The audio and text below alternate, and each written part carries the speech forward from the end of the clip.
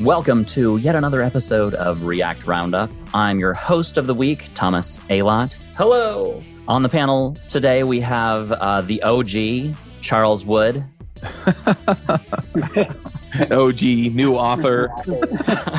Yeah. I'm putting out today. Check it out. Oh, yeah. Wait, hold it for picks, dude. Hold it for picks. Spoiler alert. And we've got Christopher Reyes. Hello, everybody. This episode is sponsored by Sentry.io. Recently, I came across a great tool for tracking and monitoring problems in my apps. Then I asked them if they wanted to sponsor the show and allow me to share my experience with you. Sentry provides a terrific interface for keeping track of what's going on with my app. It also tracks releases so I can tell if what I deployed makes things better or worse. They give you full stack traces and as much information as possible about the situation when the error occurred to help you track down the errors. Plus, one thing I love, you can customize the context provided by Sentry. So, if you're looking for specific information about the request, you can provide it. It automatically scrubs passwords and secure information, and you can customize the scrubbing as well. Finally, it has a user feedback system built in that you can use to get information from your users. Oh, and I also love that they support open source to the point where they actually open sourced Sentry if you want to self-host it. Use the code DevChat at Sentry.io to get 2 months free on Sentry's small plan. That's code DevChat at Sentry.io. So our topic for today is how do I introduce new tech at work? This is always kind of a challenging topic. We don't have a guest on the panel today. It's just a chat amongst the panelists. So Christopher, you want to kick it off? How would you introduce new tech at work? It depends what kind of situation we're in, language or framework. Moving, like the big topic online you'll see is, I think last year when AngularJS 1 or AngularJS kind of stopped being supported, a lot of people, there's a lot of articles out there about migrating to React. So I think if you're going to make that kind of big jump to React, the first thing you want to do is make sure it's not just your preference, but everybody is into it. And that's kind of a controversial topic because, obviously there's no short-end supply of frameworks you can choose. Yeah, another thing people are looking into is Vue. Vue is kind of the new cool kid on the block. There's a bunch of different options now as far as like Preact, and that also includes introducing new features, etc. There's a million different ways of introducing new things, not necessarily doing a complete sea change, like switching to a new framework. Yeah, exactly. Yeah. I think that was just an interesting one last year. And Vue obviously has a lot of benefits. And even at my work, we were starting a new project and there's people with React experience, but we still had to sit down to talk to see, like, is Vue something we want to do? Or, since we already have React experience, do we leverage that? So those are all things you want to take into account when you're kind of introducing that new framework, I think, is just to sit down and have that time to be like, we're going to set aside 30 minutes to an hour, maybe throw together a proof of concept and see how everybody feels and if it's something we want to do. Yeah, one thing to keep in mind too, though, is that some of the decisions, for example, if it's we're going to set up a CI machine or something, mostly the development team's going to care about that, right? So you just need buy-in from the other people that, are going to have to look at it going red when it breaks, right? Whereas, something like changing up the framework or things like that, where it's actually going to impact deliverability, things like that, you're also going to have to get buy-in from everyone else, right? And so when you're making the case, it's not just something that will benefit you, but you've also got to get buy-in from the people who are impacted by it. So you may have to go get buy-in from sales or marketing or, some other people in the company that aren't on your development team and say, hey, look, we're moving off of AngularJS or Angular 1 to React or Vue or Angular 2, 2 plus, I guess. I think they're on version 8 now, 8 or 9. Yeah, I think it's 8. We're going to make this change. It's going to take some time. We're not going to be adding as many new features because of that. And here's the reason why. It's not supported anymore. They're not adding any new security updates or anything else. And so out of concern for, the top priority being that we don't mess certain things up like security, we're going to switch. And so you have to make the case and buy in that way. So getting buy-in is another whole interesting topic because like one of the ways I've seen it go bad is where they'll say, gather a group of people together in a single meeting.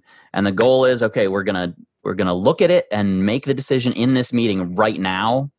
And where I've seen that fall apart is where some people just need to kind of sit and think through things on their own silently before they can contribute. And sometimes like the process by which you make a decision can unintentionally silence people that have a hard time either speaking up in that group or that sort of thing, which can sabotage things in the long term when people are not all the way on board. Yeah, I mean, that's a good point. And going back to getting buy-in from management and team, and one of the, I'll link the article, it's just like 6 steps to introduce tech at work. One of the points is to have a champion for whatever you're going for. So that's what's nice if you do have maybe like that 2 meeting system, or you have that meeting and introduction, someone that kind of plays devil's advocate, and then everybody goes home, thinks about it, and comes back the next day. And then you kind of circle back, because it kind of gives the more introvert types the time to kind of settle and think about it and speak up. And then the extroverts to kind of listen and see what everybody's opinion is on the matter. Yeah, I've seen some companies also just have a set process for making these kinds of decisions. And so you can kind of add this to the process, and that way you can say, okay, we're going to enter, looking at switching to Vue.js or React. This is a React show. We're looking at switching to React into that process, and then you can move ahead that way and kind of figure out, oh, okay, then what are we looking at here? And follow the process. And then nobody's surprised, right? When you move on to the next stage. And then you can like time box things and make sure the process kind of doesn't get out of hand and eat up too much time. Yep. Yeah, so I think that's pretty much in terms of migrating from to, whatever framework to React or whatever your choice of language is. Now, to kind of get more into details, I wanted to talk about, lately with the introduction of hooks, there's obviously a lot of legacy code out there with class-based components. So let's talk about how to introduce hooks. Obviously, it's pretty simple. First of all, I just want to make sure that not all class-based code is legacy. Some people out there are still 100% backwards compatible. Forgive me. It's not good and bad. It's not a holy war here. We're all friends. But you know how it goes. If something's new and shiny, you want to use it. Well, yes. Yeah, some of us, yeah. I'm severely guilty of that. Oh, yeah, me too. So I think the introduction of hooks was, this past year has been a fun thing to watch. So I don't know what your... Concurrent mode and suspense and stuff coming up too. This is going to be another whole sea change opportunity. Yeah. Yeah, and I think you made good points. Just because, class-based components are backwards compatible, it gave people the option to stick with what's comfortable. But then, those who are kind of using render props or higher order components and kind of running into that render prop hell, if you will, are able to kind of utilize this as a new pattern to kind of handle those kind of issues. Yeah, I think what really helps is to kind of tease apart the different things, because sometimes when people say, let's do X, what they really mean is let's do XYZ, WW, etc., and conflate a bunch of things. And I think at the very least, we can all agree that if you're using React, everybody at least needs to understand code written in hooks and know what the trade-offs are, whether or not you choose to actually use them yourself individually or use them in your project or migrate to them, etc. We all need to at least understand them. Yeah. Yeah, that's a good point, because as we've seen, some of the growing pains with hooks was with use effect and rendering a million times when you only really wanted to render once based on like a variable change. So obviously understanding is significant. Yeah. I think it's interesting to look at both positive examples and negative examples. So thinking of how do I introduce new tech at work? So thinking about, okay, what's the worst way people have tried to introduce new tech at work, and how did they fail miserably so we can avoid those mistakes? It's kind of similar to the framework. You talk about it, you do a proof of concept, and you see if it works. So, you kind of can have a generic approach to each of these topics. You kind of get buy-in from the team, you need a champion, and then you try it and just see how it goes. Yeah. I've seen examples in the past where like getting buy-in from the team, what I saw was like what they tried to do is like, okay, we're going to test out these 2 different options. And then they, got one person assigned to do this one thing and the other person assigned to do the other thing.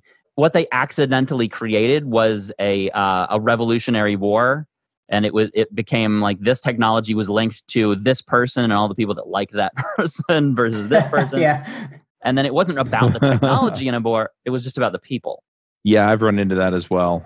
Where it's basically people going around and lobbying for the thing they want, and Exactly. it's whoever's the most persuasive, right, or the one that people like better, the person people like better, not the option people like better. Yeah, exactly. And we're technologists, we're engineers here. We're at least pretending to be, and we're humans.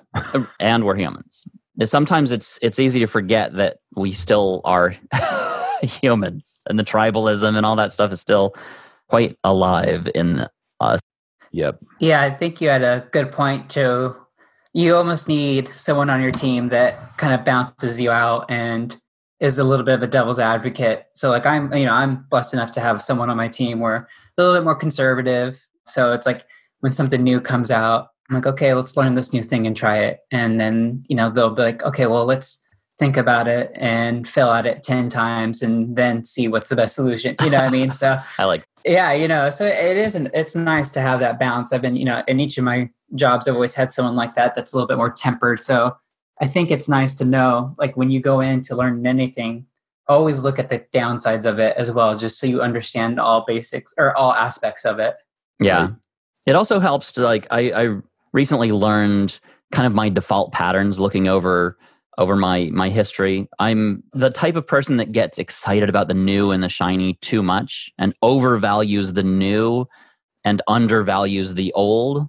So I've kind of learned that I'm almost not allowed to be the person to say, hey, let's change everything, because that's kind of what I want to do anyway. So I'm forcing myself to be kind of the crotchety old guy who's like, well, maybe we should wait, or just to kind of counterbalance my own natural desire to just like, let's switch everything to hooks now. Let's remove all the semicolons. Let's, whatever the flavor of the day is. This past year, that was kind of the big topic, and it gave it kind of forced this conversation in a lot of workshops, I think. And not only did it change the code bases, I almost feel 100% sure it changed the dynamics of the team, because yes, there's a lot of people that want to embrace things. There's a lot of people that want to wait and make sure things are stable and see how other people handle it in production. So in terms of introducing tech into the workplace, how significant do you guys think a team dynamic is? And do you need people to have these kind of roles where, this guy is like the R&D guy, and then, this, woman is going to handle, the test and implementation. Do you think we should have structured roles like that? Or is it just more significant to have like a organic discovery phase? The thing that I worry about is like people kind of falling into roles that suit their own kind of like if I'm the R&D guy, that like doubles down on what I want to do anyway. So I almost I wouldn't trust the results of an R&D guy that's obsessed with new and shiny, because of course they're going to recommend the new shiny thing. You almost want to kind of force people to, at least temporarily, do roles that are exactly the opposite of their personality. Like get the old crotchety guy to be force that person to at least do the R&D of like, tell us why the new shiny thing is good. Yeah. I think I recently, about a couple months ago, I had to do that for styling frameworks. And obviously no one really likes doing CSS stuff, so it was a fun task to have. Yeah, from my experience, we had a couple. It was go through Bootstrap and design and material and choose the benefits and all this stuff. And oof, that's a big job. Yeah, it was a big job. And then I did proof of concepts. It took a lot longer than I expected, but you do learn a lot. I think whenever you have to teach something, it gives you the opportunity to kind of pick up tasks you didn't know, or learn new things. Yeah, I want to push on that a little bit, because you're talking about trying a whole bunch of different options, doing a bunch of proofs of concept. And I get that a lot of these technologies, especially the decisions like Bootstrap versus Foundation versus material design versus, I think Microsoft has one called Fabric. These decisions can affect you long term because they're things you're going to use day in and day out. But yeah, sometimes you're trying to make a decision as far as which CI system am I going to use? And it turns out that, try it. And if it works, use it, right? Right. Because most of them do more or less the same thing. And so I wonder, if this process needs to be different, if it's a technology choice that, just kind of fits under that umbrella of, hey, pull in this tool. That's a good point. So I guess that's like, the first thing that you need to figure out about, okay, so we want to bring in this student technology. So what's the long-term maintenance cost of making a choice versus not making a choice and choosing the wrong thing versus just like serverless technology? Are you locked into like this specific platform, or can you easily just switch or relatively easily? Or, in serverless, there are things that are specific to AWS Lambda that's different from Google Cloud Platform, that's different from Azure Functions. But the flip side is that they're mostly the same. There are just some nuances that you can use. And so that's the other thing, is doing your research and saying, well, if we build them all this way, it doesn't matter. But of course, you can go too far that way too, where you're just spending all your time and effort building meta stuff to make it easier to make change your decision later on, instead of going full force on making a decision and actually building stuff with the thing right now. How do you measure that?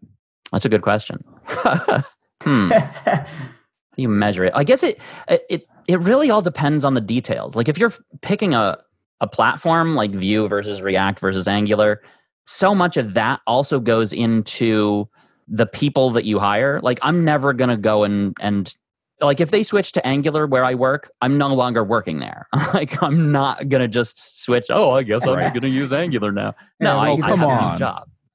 Don't be so closed-minded. I've tried it, and it's just like for my career, my choice. Anyway, but it's like it does kind of change who you can hire and kind of who's going to be willing to work on that thing at that place. Even if they don't mention it now, it's going to have human impact later on. But things like, what CI framework, it's like nobody's switching jobs because, dang it, you chose Circle CI instead of whatever Jenkins. the heck. Yeah, that's fair. Well, I don't know. Jenkins is... Well, and Angular people, right? No, I'm just kidding. So I love Angular people. I know. I have very good friends. I have a token. I'm friends with Angular. Friend. Yeah. Oh, the virtue signaling in here. Oh my god. Don't get I on have Twitter Angular on friends me. too, guys. Get off me. No. I hear you. I mean, for what I'm seeing, generally Angular and React at least have a pretty good pool of people you can draw from. Absolutely. Vue is growing, and so you're probably pretty safe with that bet too. If you were going to go with Ember, the pool is a lot smaller, right? Yeah, and then like Reason and stuff like that, you're really getting into the not a lot of Reason people out there. There's two good points there too. I want it. So they offer different advantages. So it depends on what you're doing too. Anyway, go ahead, Chris. So there's two good points there. When you are introducing a new technology at work, one, what's the talent pool like if you grow? That's something you consider. And then Thomas had mentioned you got to be concerned about the long-term cost of this. And I think that's a good segue in. If you aren't doing some kind of automated testing, how do you introduce testing and how do you start? Because testing has that classic, saying about it is it has this extreme upfront cost, but it really pays off long-term dividends. So have you guys been in that situation where you have to introduce testing, and how did you go about it? You said that fast, Thomas. So much of my career, my standards are like you have to have a certain level of testing, a certain level of QA, a certain level of code repository stuff. So much of my career, I've always just fallen into we're deploying using zip files. I guess I'll go learn about versioning, and I'll be the champion of Subversion. I don't give a crap about Subversion, but I have to have that in order to do anything interesting. Or we have to have a certain level of testing. I don't want to be the testing guy, but if there's no tests, I gotta be the testing guy if nobody else is.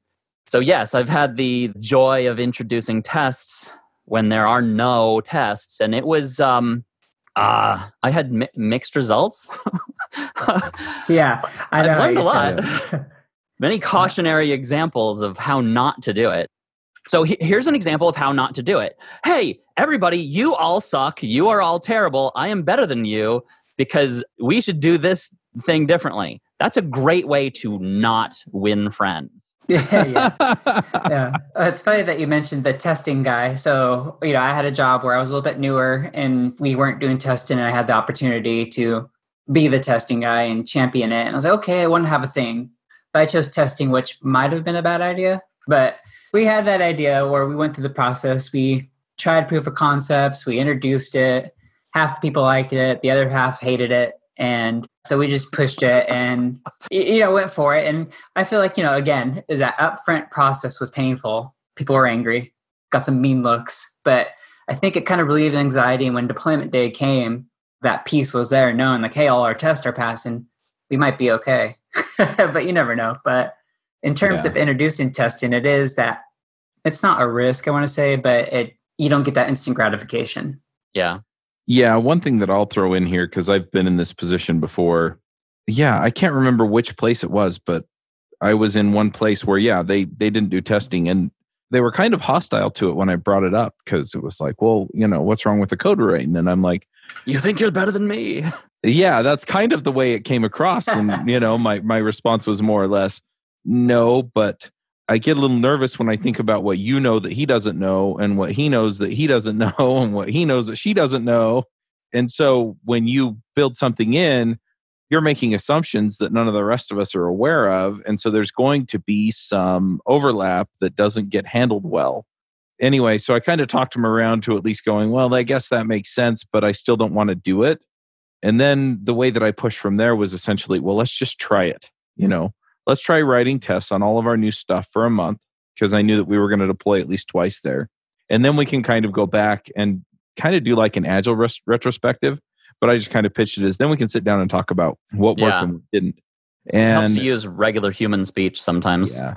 That just got us a long way toward at least people getting on board. Because some people, after the first deployment, and we didn't have as many problems, and they were confident that the code worked because we had tests around the new stuff, they were all in. And so we had a few people that we still had to kind of bring along a little bit, but it was much easier to get people in by saying, hey, let's just try this for a month, right? And then if it doesn't work, if it doesn't work out for us, then we just won't do it. Yeah. There's also a lot of philosophy around the right way to do tests, and there's a million different ways to do them. Do you do the integration tests? Do you do only browser testing? Do you do only unit Another way I've seen it done wrong is when somebody will be gung-ho, okay, we're going to do tests, and then they do all the wrong kinds of tests, and then it turns out the tests didn't catch something important, and then everybody thinks that testing itself is worthless instead of, you didn't do testing right. So spending a little bit of time like learning the philosophy of testing, or at least like the hierarchy and what a good kind of high level way to approach it before just diving in and just like thinking you already know. And that helps a lot. Yeah, I think Charles's approach was good. And, you just need that champion and that incremental approach where, you kind of start, in terms of React, you write a couple Jest tests, right? And kind of get that going. And then once that suite's built up, then you kind of work up to like a Cypress, like end-to-end test. And, you need someone to kind of get that experience under the belt to kind of get the architecture in place and mentor others, or, have a couple of people that work through the whole process. But I think that's the way when you're introducing testing is, just try it. Obviously it's just adding another file, you're giving it a go. And if it doesn't work or it's not for you, then, you don't have to do it. But I think in terms of introducing a technology, that's a good approach, is just go for it, Yeah. One thing that I'll push a little bit though is every team's different. So tailor that approach to your team. Yeah. Yeah. Another thing to keep in mind is when you are pushing for doing testing, it's like pulling on the tail of a dragon. You don't know how big the rest of the dragon is or how much more is coming. So like you introduce a little bit of testing and then, okay, well, we want to test this code, but actually the code wasn't written in a testable way. So where do you put the complexity? You have all this complexity. Do you put all the complexity in the tests? Do you refactor all of your code, but how do you know you didn't break all your code if you if you didn't have any tests? Yep. Yeah, that's a fun thing too, because some of the testing frameworks have their own little quirks, and if you're testing something, if you're getting something wrong there, you're like, oh man, everything's broken. Yeah, and then there was Mocha or something like that. They couldn't handle arrow functions at first, so it thought like I think it was like this was handled weird, so everything broke or something. There was an odd instance of it. There's also like fads, like shallow rendering was like a big fad for a while. There are still a lot of people that, I mean, that's probably another holy war that I just stumbled into there. Don't at me. Like some people are all into, oh, you should do all shallow rendering. You should never, reach in and test and then Kent C. Dodds, like it's kind of hard to argue with anything Kent C. Dodds says. Yeah, that's rough. Yeah. He's like, well, shallow testing is bad because he's got reasons. I don't remember what they are, but they seemed convincing. Yeah, I have the rule of thumb. I always, start simple, have an expected behavior and test the output and make sure it's the actual. So if you have like a currency output, if you throw in 300, does $3 output, something like that to kind of get started.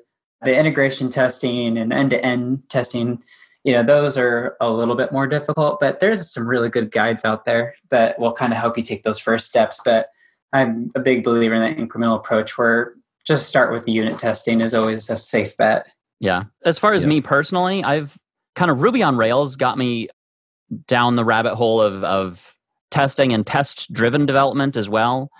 And for me, it kind of integrates into my workflow.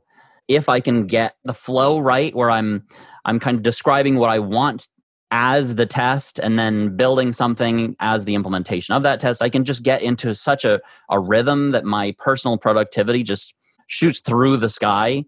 But like my personal workflow, I can't really expect other people to do that because it's so specific to the way that I have to work. Yeah, I know what you mean. Because TDD, for me, I had that similar experience on a larger Node app. So it wasn't React, unfortunately, but you get in that flow, you get your test written, what your inputs are going to be and what your expected outputs. And then it kind of got that rhythm over to where then you go over to the Node aspect and it had that hot reload. So then, you would see all the red turn to green and you'd be like, oh man, I'm satisfied with my life right now. Feels so good. That is such a good feeling. And even if you're not used to it, just seeing it all turn green and going, okay, well, everything that I told it I wanted, I got. Yeah, I know I started work at 6 a.m. and it's only 9 a.m., but I'm just going to call it a day because that was rewarding. That's right. All green, commit, push. Yeah, I'm out of here, guys. Yeah. And I'm out. Drop the mouse. There you go. Yeah. So we covered introducing the frameworks. We talked a little about introducing hooks and then testing. What other aspects are there that, as a React developer, should we be concerned about? So I think there are kind of different categories. So talking about like React hooks is essentially introducing new technology or new libraries could also kind of fall under that same kind of thing, even though React hooks is a feature of React. Introducing new practices, I guess, in the code. The introducing testing is more just introducing different processes or introducing new parts of the process you use. I see the same thing with like Docker. If you're going to do builds in Docker or something like that, introducing that kind of thing kind of falls under the same kind of thing as introducing testing. Of course, you're also introducing a tool. And I guess that's the other arena. And we did talk a little bit about like CI and stuff as far as introducing a new tool, right? Getting people on board. With something like Circle CI, though, or something, you may also have to get budget. And so you have to get your boss to go to bat with whoever. But I think those are kind of the big areas. And I'll tell you, I have one sort of anecdotal story on some of this. It's more in line with the testing discussion than it is with the React hooks discussion. But I was working on a team, like 10 years ago? I was there and there was another developer there. We started trying to talk our boss into adopting agile development practices. Oh, yeah, that's a big change. Right. And so we start chatting with him and we're talking about the benefits of it. And what we wound up doing is we wound up actually convincing him to pay to go to a conference a small local conference called Agile Roots that was being held there in Salt Lake. And they had actually rented the small event center that was like right up the road from our office. And so it made it really easy for us to convince him to, pay for all of us to go. And by the time we were done with the conference, he'd sat in on enough sessions to where he got bought in, right? That's huge. And so once he was bought in, then we could come back around and we could have the conversations about, okay, this is what I learned in these sessions. Oh, well, I learned these other things in these other sessions. And we could kind of formulate a plan to adopt agile development. But we had full buy-in from the stakeholders, namely us. And so it really, really worked out. And so I guess another example here is just if there's some way you can get your boss in a room where a presentation's being made about whatever it is that you want to adopt, it makes it a lot easier. Or if you can, shoot somebody an email that has a video in it that demonstrates React hooks for 15 minutes, right? And they can see the benefits of it. You might be able to get some buy-in that way. And even if you get people wanting to get on board, then people are willing to talk about how you actually bring it in and use it. That's so good because then it becomes instead of it's a us versus them, it's a like we're all in it together. We're all kind of a team. We're trying to figure out how to move forward as a team. And it's not Thomas has been looking at that thing for a month, and he'll tell us whenever he's ready. It's hey, how's it going? Because now I'm invested in it. Yeah, that's a good point. Yeah, another kind of end of the spectrum is, as far as like introducing new tech, there's also introducing kind of philosophies of how to organize your components. Like in React, it's kind of a low-level tool. You can build your components in a billion different ways. So how do you decide where to move the complexity? I mean, we can talk about that in another episode later, but that's kind of pushing for a change there. I guess pushing for change in general follows the same kind of patterns of, how are we going to organize our components?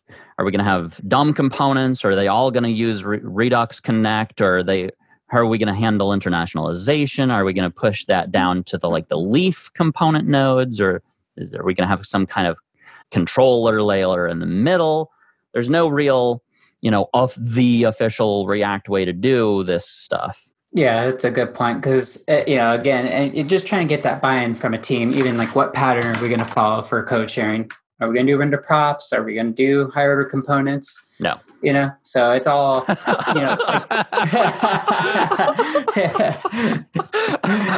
I've outed myself. You know where I stand on that issue.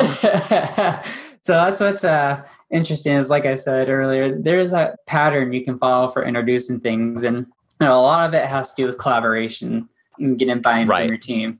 So I think that's one of those things where, where these soft skills are super handy in this situation. Totally. And picking your battle.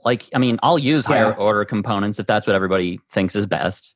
But if we're not already using them, I might, want to have a discussion with you. Thinking of introducing them. Hey folks, this is Charles Max Wood, and I just launched my book, The Max Coder's Guide to Finding Your Dream Developer Job. It's up on Amazon. We self-published it. I would love your support. If you want to go check it out, you can find it there. The Max Coder's Guide to Finding Your Dream Developer Job. Have a good one. Max out.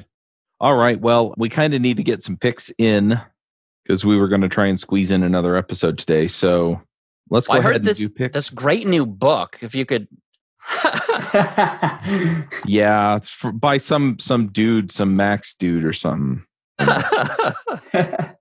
Yeah, I'll pitch the book real quick. So I'm planning on writing a series of books, and they're all going to be the Max Coder's Guide to something.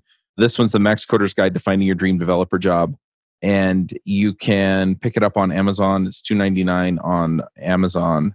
And yeah, if you go and grab the book, I would really appreciate you leaving a review on Amazon. I have an email going out today as we record this. Obviously, this is going to come out in a week or 2 or 3. So by then, it should be well out. I'm also planning on putting together a video course for it, and you can probably pick that up at maxcoders.io. I'm going to get the audio book out as well. By the time this goes live, you should be able to get it too. So anyway, just throwing all that at you. I'll put a link to it in the show notes, and that way you can go snag it. But yeah, right now it's $2.99 on the App Store. I may raise the price, so it may cost more by the time. $2.99 is such a bargain. I could buy it twice. I know, right? The reason is that I kept getting asked by people, how do I find a job? And That's an important question. a lot of it was people who were, they were new and, they just didn't know quite how to look.